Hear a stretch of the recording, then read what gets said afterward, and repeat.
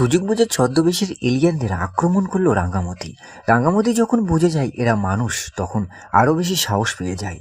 তো বন্ধুরা, এই রাঙ্গামতি তীরন্দাজ ধারাবাহিকে আমরা সকলেই দেখতে পেয়েছি হঠাৎ গভীর রাতে বাড়িতে হামলা শুরু করে দেয়। বৃন্দা বসুর কথাতে গুন্ডারা রাঙ্গার বোনকে মারতে এবার গভীর রাতে বাড়িতে ঢুকে পড়ে। কিন্তু রাঙ্গামতির বোন যে আর এক যোদ্ধা সেটা বৃন্দা বসু জানতো না। রাঙ্গার বোন যখন জানতে পারে বাড়িতে কেউ এসেছে, তখন নিজে তৈরি হয়ে নেয়। এবার একের পর এক গুন্ডাদের মারতে শুরু করে। তো হ্যাঁ, গুন্ডারা মাটিতে লুটিয়ে পড়ে।